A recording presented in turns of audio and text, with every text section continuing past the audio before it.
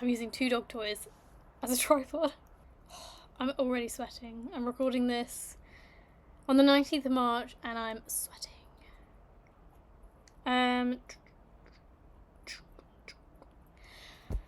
Okay, so February is arguably the last month of cold weather. We went on a hike to Tahoe where there was snow. It is now March and I'm sweating and I'm in a tank top. We went to Tahoe on a hike, which was quite cool.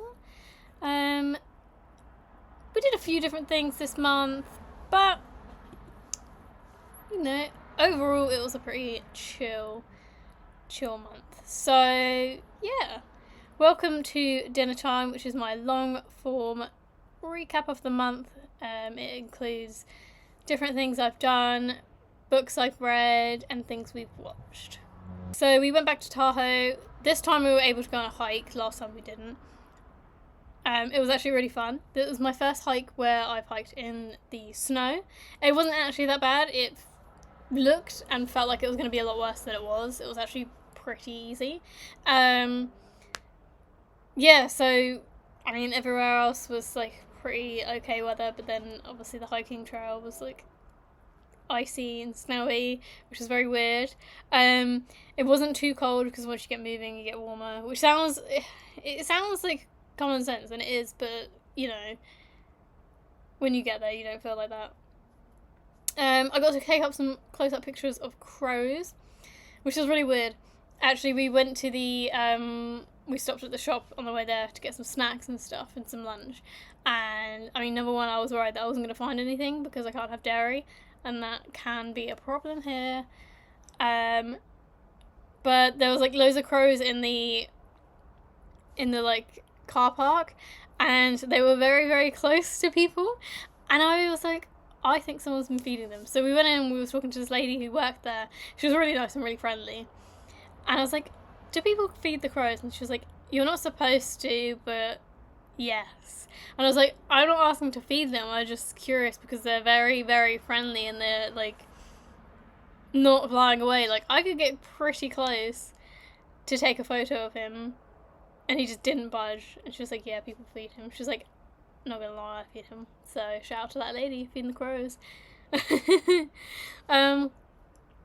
There was also a random dog at the end of our hike. So when we were hiking back, there was like this massive ridgeback, or like it was like a red hunting dog-esque kind of dog, and he like just ran over.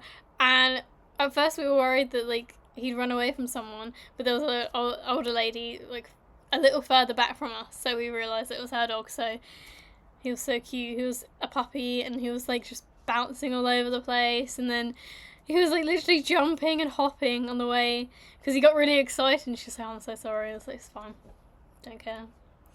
But then we let them go ahead of us, and he was just hopping like literally like a rabbit on the way back to the car. It was so cute. I also got to go to the zoo, which was cool. I've been to the zoo around here before, but it was nice to go back. I just like looking at the animals. They're pretty sick. We got some giraffes. They had baby capybaras this time, which was so cute. They're like so tiny. And I don't know if you've pet a capybara before. I've pet one. I pet the one called Wesley, who was at SeaWorld before it got closed because of treatment of animals, I think. Yeah. So Wesley, he felt like a brush, like literally like a very old, like bristly, rough brush. So they don't feel soft, because like guinea pigs feel soft, but like, yeah, capybaras feel really rough, like a weird kind of shoe brush. But they had little baby ones. They were so cute. What else did they have? Oh, they also have like loads of the flamingos, but they make a really weird noise, and I never knew what sound a flamingo made until they were like shrieking. We didn't see the howler monkeys this time. I think we missed them, but we did see the vet section, which was actually really cool, because on, I think it's like certain days of the week, they actually do the health checks in front of the window so you can see what they're doing and like how they do their health checks, which is super cool. And I really like that as someone who worked in like animal care and stuff. I'm just I like to be nosy, and it's cool. They were doing turtles, but I missed it. I should have stayed with there was like a little group of like, I think 3 mums and their kids, and I think that's what they were waiting for, because they were near the giraffes and they were like waiting for something, and I think they were waiting to see the turtles have their health checks. I should have just joined them. It's always so interesting to go to a zoo, and I think I've got a few different like pictures for like textures and like animals and stuff to like go back to if I want to draw animals, which is also good. It's always nice to draw from pictures that like you've taken rather than just like ones online. So we also went to Eureka, and that is another small town that's a couple of hours away from us, and we went to go see some friends. It was really pretty, actually. It's sort of like, it's a very small town, but it's a bit more social, if that makes sense. Like, it's not too spread apart. You can walk down to the coffee shop. There's like actually a chocolate factory there, like a little one, and it has a cafe. There's lots of street art and cool gift shops, and there was a bookstore as well, which was really nice. So it's like a small version of what we're used to. It was very pretty. So apparently February is full spring, which is something I learned from people online when they were like talking about the weather in California. They were like, literally, someone did I think a thread, and it was like, you'll wake up in the morning, it'll be freezing cold, by lunchtime it's absolutely sweating, evening is colder, and then the nighttime is freezing.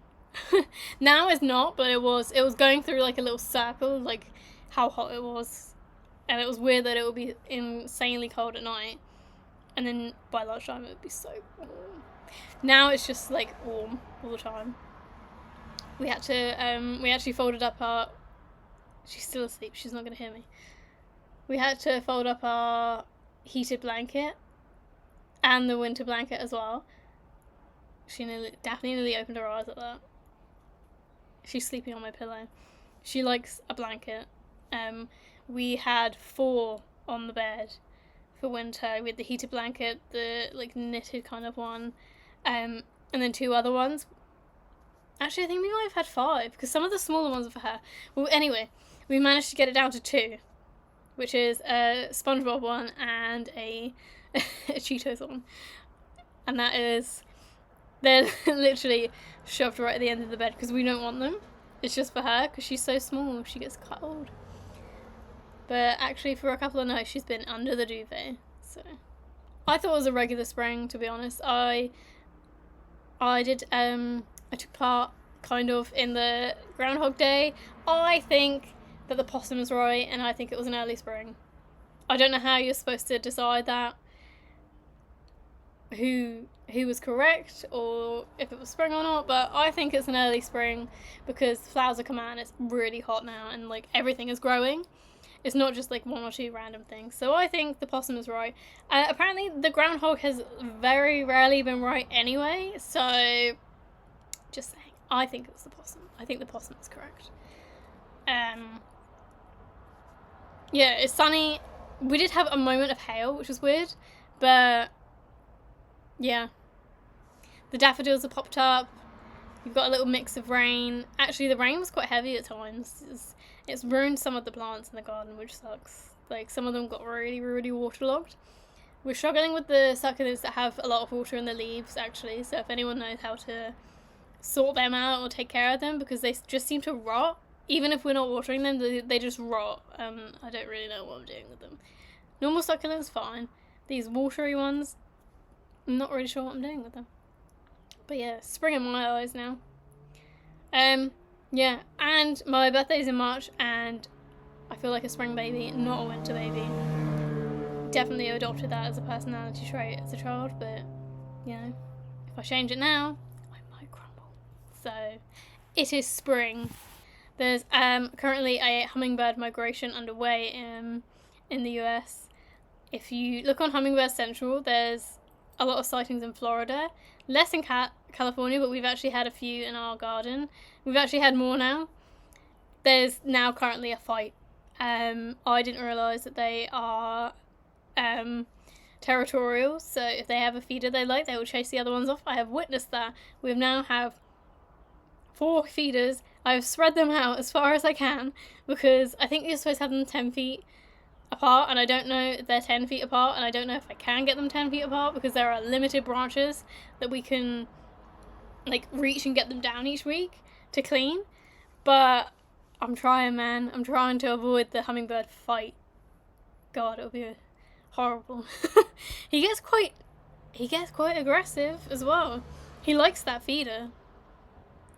So I might have caused an issue, but yeah, we've had a few green and red ones, called the ruby-throated hummingbirds, and then I think I saw a dark purpley one, or like a black one, but I'm not really sure. I'm not sure if it was like the green one, then it just looked different in the light, but I guess we'll find out later on. Yeah, there's like loads of hummingbirds, to be honest.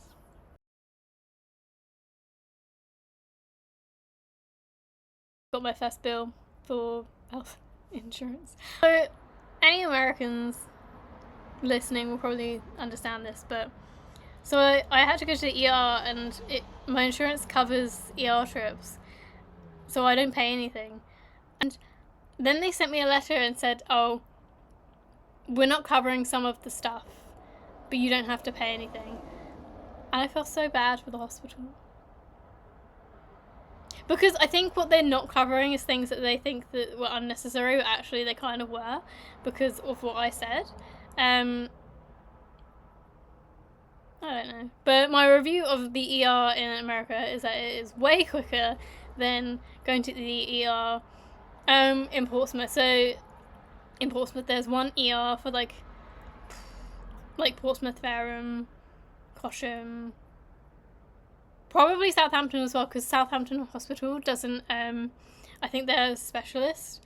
So basically everyone in the area is going to the same hospital, so the wait time is insane because of how many people like in the area that they're like treating. Whereas if you were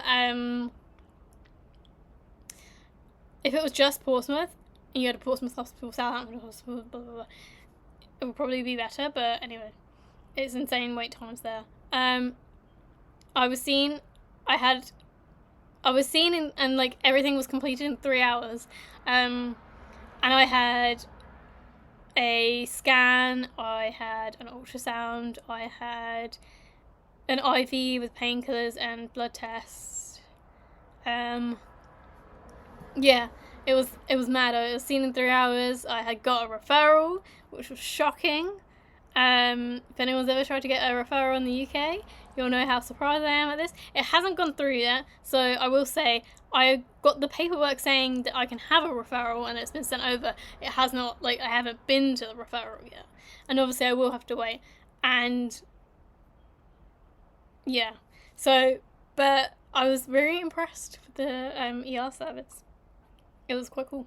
It was very nice there, actually. Everyone was really nice there. I didn't feel like I had to, like, argue with people. I could just explain, and they were like, okay, yeah, we'll just do this.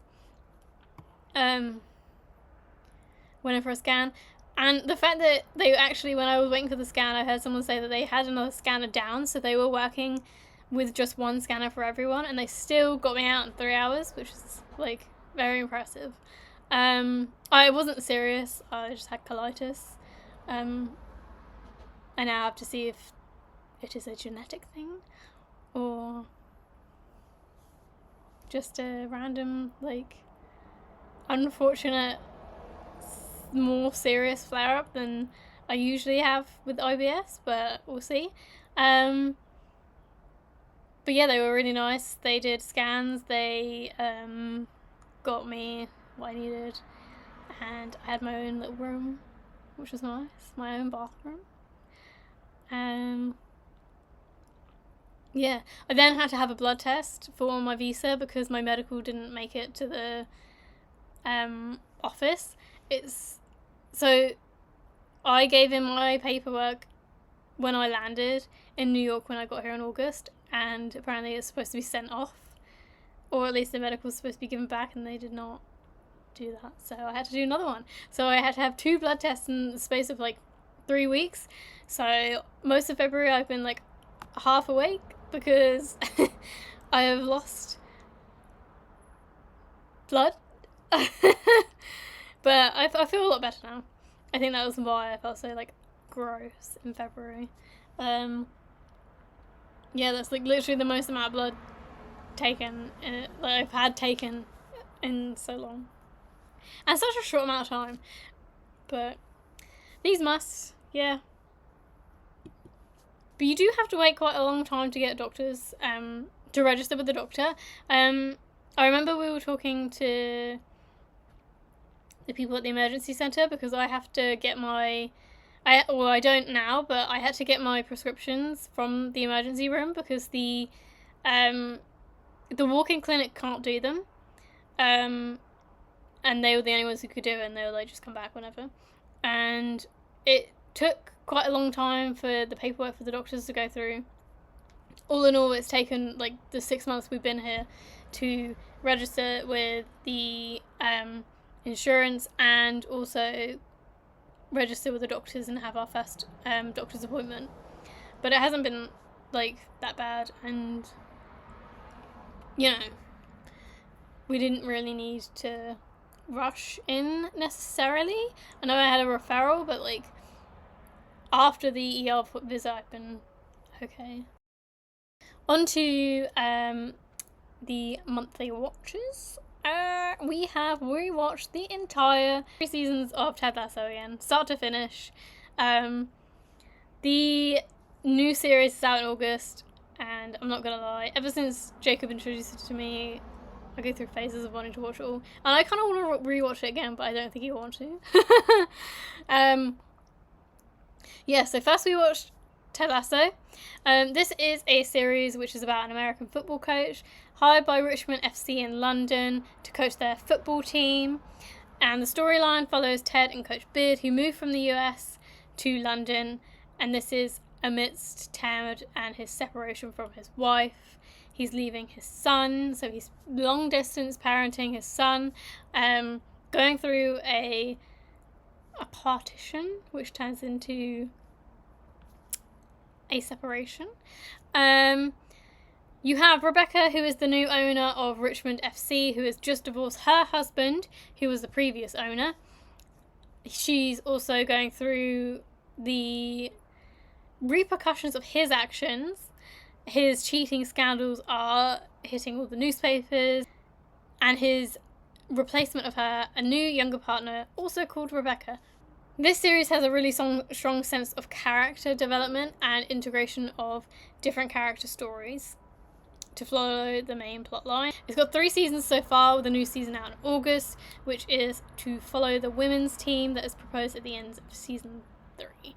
And I'm spoiling that because it's been out for ages, so. Jacob introduced me to this series. He watched it before he moved to the UK, and then when we were first dating, I remember he suggested watching it, and like we were like laying on his bed watching it on his like little phone because there was no TV in his room because it was like a student room. It was a lot easier to get into the show when we upgraded to watching it on the laptop. I will say that. I remember I used to watch loads of series, like I used to watch anime on my phone all the time, but I much prefer watching it on my own TV. Or, well, actually, to be fair, in the old flat we never actually had a TV, we had a projector, but yeah. So the reason that I was captured by the series after the first couple of episodes is the way that the team was written and the interaction of all the characters. Like, the character development in this one is like so strong. So if you like character driven stories in reading or shows, or you really like a good like look at people, I think you'll like this. It feels honest and very reflective of everyday people, even if they're rich football players. Like they are portrayed in like a way that makes them feel like actual human beings, and they are, I would say, 3 tiers to the show. in terms of characters. You got the background characters where you might like miss their names and stuff, or you might forget about them sometimes. There's a few. I would put like, say, maybe like Bumbleclatch in this, because we haven't really looked at his story that much. Like, he kind of flicks in, flicks out, but they haven't really like looked at him in an episode, if that makes sense. And then you've got like the pub owner, May. You've got like other people like that. They're still strong characters in themselves, but they're not the focus. Then you've got like the middle tier, which are people like Colin, Sam, Keeley. They have their own stories and their own lives, which are shown in more detail in the show, and then sometimes they'll have an episode where it explores them a bit more. And then like they'll overlap the main story, like Roy and Keeley's relationship, or Colin's story with his sexuality, and then it blends into the main sort of Richmond story, the story with his sexuality, and how it like blends in with the players and like their brand deals and the story about them and how they like work together. Obviously then Trent discovers he's gay, and then how he chooses to approach this. It's all like a part of like a whole episode and kind of storyline, so it's a bit more fleshed out than the background characters, but they're not the main focus, and it doesn't cover like the entire season, so to speak. Then you've got the main cast who make up the main plot line of Ted's story. So you've got Ted, who obviously it's based off of, Rebecca, Beard, kind of like a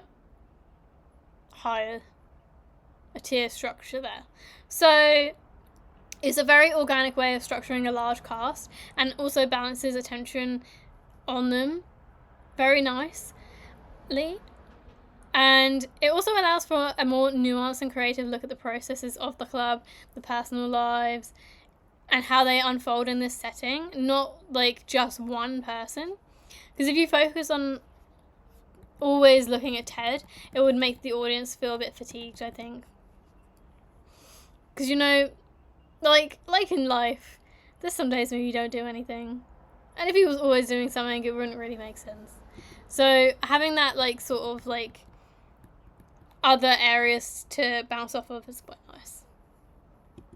And seeing the things that happen around him feed the curiosity that we all have about the characters in the show. Like, we don't just care about that one main character. We also want to know what the guy who's only 20 and living away from home for the first time, what's his life like?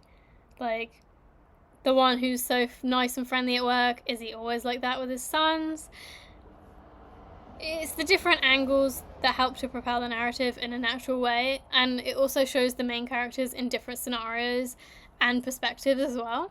So we've also been watching Detroiters, and usually we watch this in the evenings when we can't decide on what to watch, or we don't want to play the Xbox. So it's interesting to see the parallels of humour there, with also Ted Lasso, because he's in that too. Another program that I watched was Love Through a Prism. So this is an anime which tells the story of a Japanese girl who travels to London pre-World War I, I think, to study art. It's a very unique tale, and I don't think I've seen many stories, if any, about immigrants going to the UK before, like right before the war. So that was what originally drew me to it, because I haven't watched anime in ages.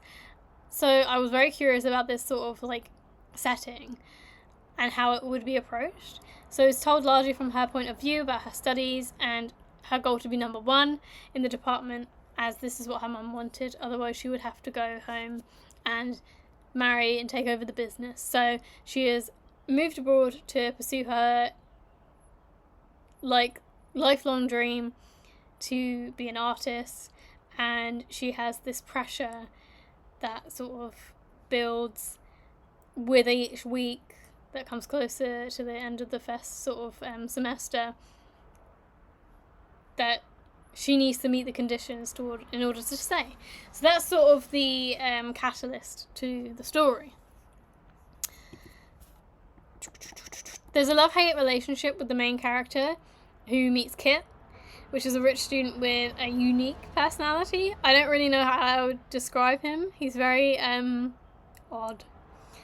So he's top of the class, always like literally just always, his old ways frustrate her and intrigue her at the same time. Through the series they clash, but also bonding with other found friends. We see a nice student life blossom. We have this very nice friend group that sort of develops throughout the series. It then progresses to angst when Kit leaves. Unspoken words are lost. Life back in Japan has no colour anymore, literally. That was a very nice touch as well. Despite marriage being in the near future, I did like the story. I did enjoy the formation of the group and how their characters interacted with each other, especially in the years following after they graduate when they still stay in touch. And it was very nice to see that sort of friendship evolve in a very organic way. I also really liked the dual location from England to Japan and how the different cultures were shown in tandem with the historical aspect. That was very interesting as well. Overall, it was okay. I wouldn't say it. I don't think it was amazing, but I did really enjoy it. I also watched People We Met on Vacation. This film I didn't enjoy as much as the other things I watched. I don't really have a lot to say about it. I liked the book as well. It didn't really hit as a amazing piece for me, so I wasn't expecting to amazingly love the film. I do like it. It was a good thing to watch in the background. It's interesting. It's a different take on romance. More of a watch if you want to relax. But yeah. I'm just not a very big romance person, so I don't have a lot of feedback on it, but I did really like it. And it is a very, it's a fresh take on romance, I would say. Another one we watched, which was 11/22/63, which is about what would happen if JFK wasn't assassinated. Again, it was okay. I found that I was more concerned about the lady who's involved, and she just gets dragged through all the mess. So I just kept thinking, oh, she's her life's being ruined by this random man who's gone back in time. For what? She doesn't even know. Well, she finds out why, but at first she doesn't even know why, and it was dramatic. Yeah, it was a very dramatic series. Yeah, it was dramatic. But I just felt bad for her. I feel like that part, for me, just overshadowed the rest of the story. I was just like, this poor woman. God. Absolutely ransacked her life. But it was a very interesting story. It was weird. Very weird.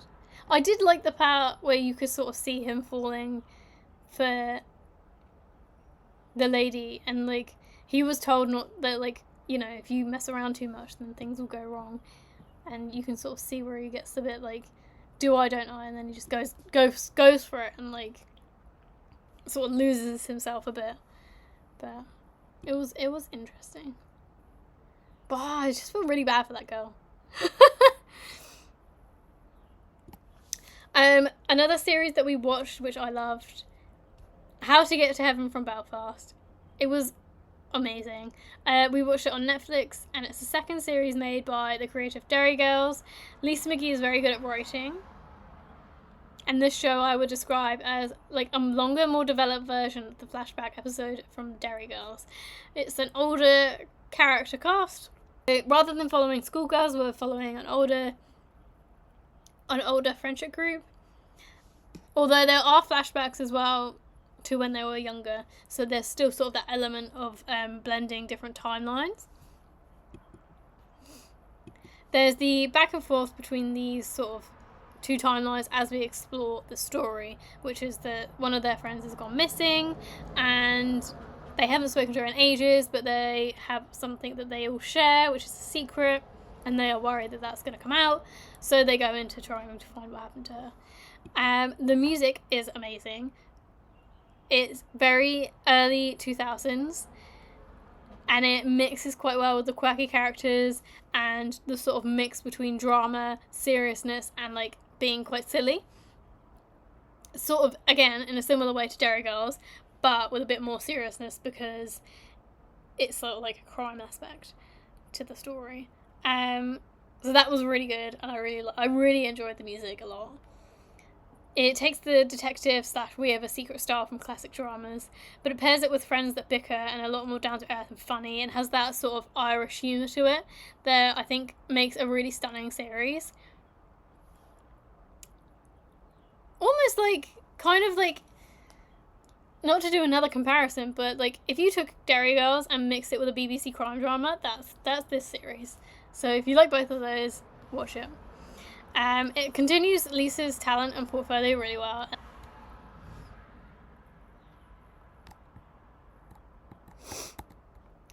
Since moving, we haven't played much. However, this month we are back into our 2-player games. And we did a second replay of Split Fiction. Split Fiction is the newest game by Ashleigh Studios, who also made the game It Takes Two. So if you played It Takes Two and you haven't played this one, I would recommend it. Split Fiction is about 2 characters who are going to a publisher to get their stories published after being invited to a meeting. They then discover that they are going to be put into a machine that takes their ideas from their brain, and who knows what will happen after that. Mio, our angsty character, decides she wants out and tries to leave, but is stopped.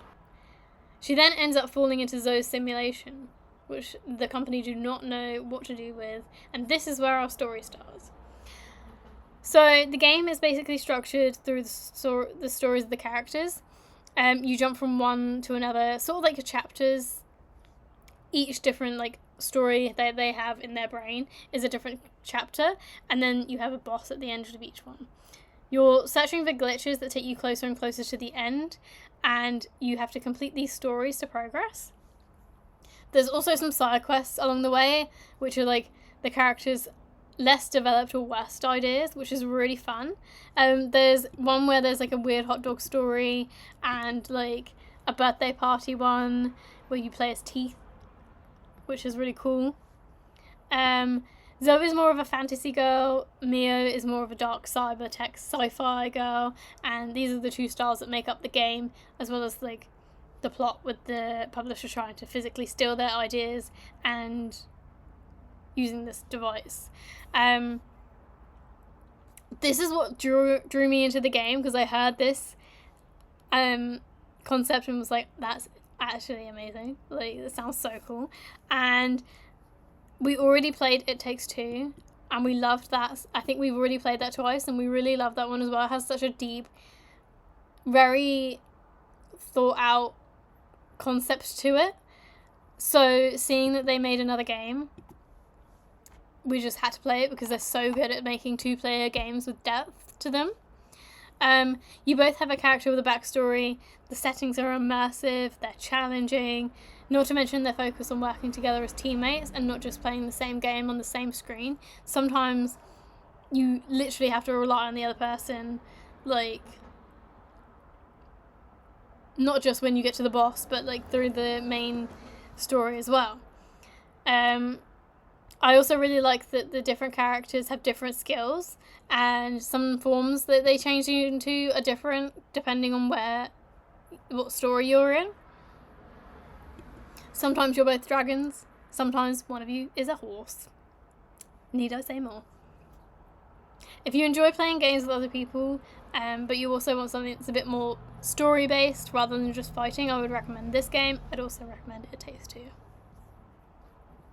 Even though we're on our second playthrough, that still feels like a new game. There's still things we're a lot better than we were the first time, but there's things that we haven't remembered, and it still feels like a new game. A podcast, I'm listening to the same ones as before mainly. Hard Launch is still a weekly ritual, and I'm enjoying the pace and the casual discussions on a Monday. I've been thinking it's actually a more mature and considered version than the old Dan and Phil Not On Fire videos that they used to do. I've also been listening to Distractable. This is a podcast that I've listened to a while, and I used to listen to it on my walk to work, and I've just gone back to it because to be honest, I couldn't sleep, so I just put on a podcast, and that's the podcast I chose, so I just reintroduced myself to it. I've also been listening to Betwixt the Sheets 2, which is a history podcast. Books. I'm reading a lot more at the moment. I've returned to my NetGalley. So on NetGalley, you basically review and read books that haven't been published yet in exchange for your written review. I have 3 books on there currently, which I'm trying to finish and get reviews out before they're published. It's been very fun. It feels very special. My chosen book for the Ruby's Books Challenge, February prompt was Catalina. The prompt was to read the second book by an author of colour, and this is a book that was written by an Ecuadorian-American writer, Carla Conejo Villavicencio. So this story follows Catalina, a student at Harvard, who was also an undocumented immigrant. The novel focuses in on a year in her life as she works to achieve her dreams and following her mishaps and romance alongside her struggles as an undocumented immigrant in America.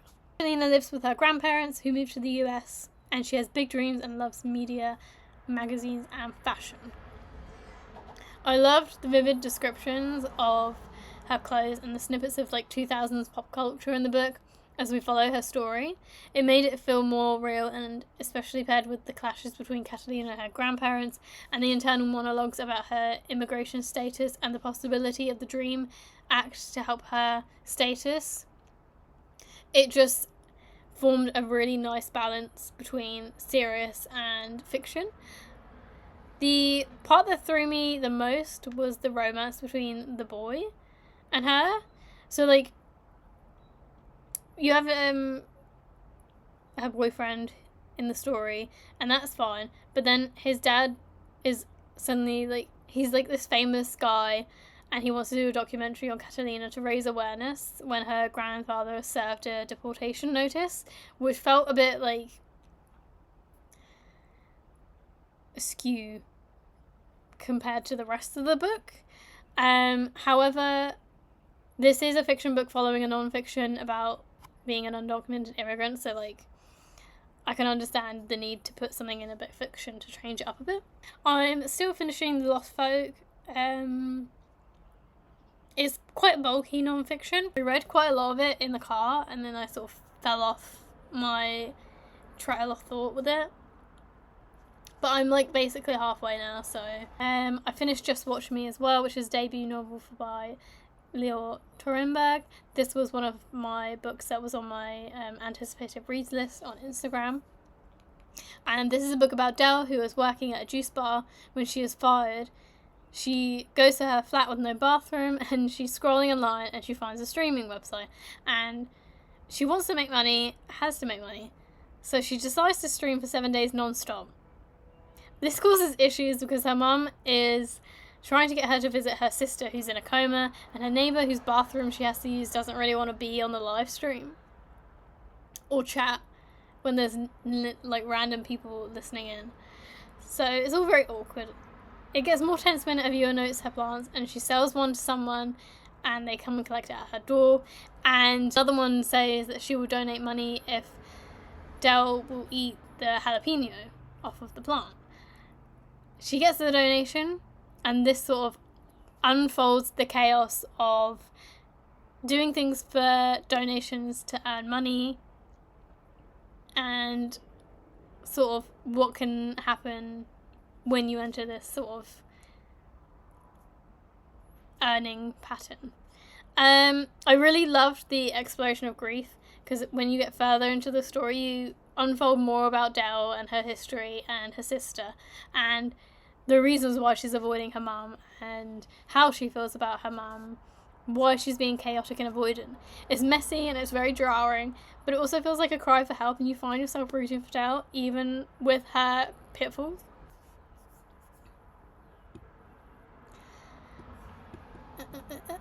On NetGalley, I'm reading Saturn Returning. This is an arc provided to me by Bindery Books, and it's released on May the 5th. It's a story about 3 friends when they are at school, and it follows their friendship after they meet. It's a queer coming-of-age novel, and so far I've been liking the character interactions and how they're forming the friendships and how they meet, and I found it very engaging. I've been doing a lot more art. I think now that the winter is over, it's a lot easier to feel inspired, and with the warmer weather I can sit outside and sort of create things. I've managed to get some paintings and some drawings done and some lino prints too. I have done a few short stories. One I've submitted to a paper, and we'll see how that goes. And the others are just sort of floating on my laptop. Yeah. So I think the spring has sprung and we're sort of getting into the 2026 sort of rhythm. It's been very nice and sunny today, so I've been outside. I actually made a Guinness cake today, and it looks amazing. I made it in a bundt cake tin. I've never made something in a bundt cake tin before, and it worked quite well. I haven't made icing though. I don't know if I'm going to make icing. It's actually Jacob's birthday cake, so I guess we'll find out if he wants icing or not. Yeah, feeling good. My paperwork's nearly done, which is, it's been a long stretch. If anyone from the American Visa place is watching, please don't ask me to do any more blood tests because I think I might run out. Actually, it takes 4 weeks for your blood to replenish, so I should be fine. It's been good. Hopefully we should be onto our next chapter soon. I don't want to say too much. But things are progressing. So hopefully we shall be looking at places to move to. I've been looking at furniture. Actually, there is a set of 2 armchairs in the, like, you know those bougie vintage places? They're not like, they're second-hand stores, but they're not like the second-hand stores. Like the charity shops, they're a bit more like fancy, like the boutique-y ones. There's 2 armchairs, are pink, bright pink,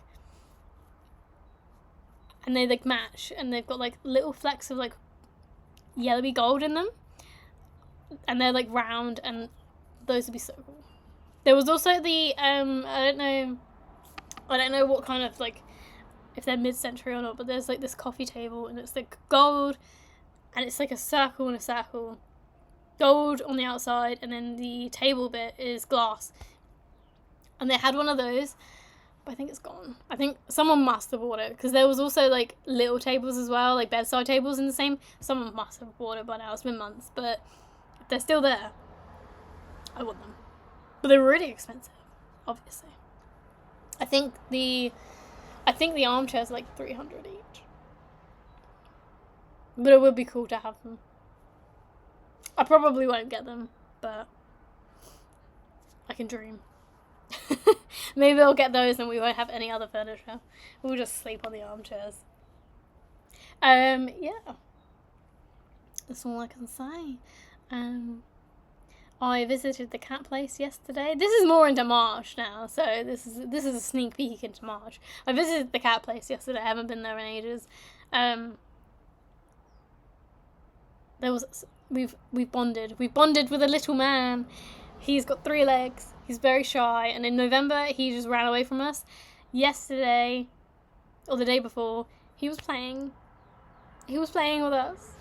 We managed to bridge the gap. He's still a bit nervous, but he's doing well. His name is Will Trent as well. How sick is that? He's a cat and his name is Will Trent. So I will return. I will return in March and give you a little update of what we've been doing and what we've been watching. We have watched the Louis Theroux documentary, so that will be reviewed. So, see you then. Enjoy your March. And lots of love. Thanks for listening / watching.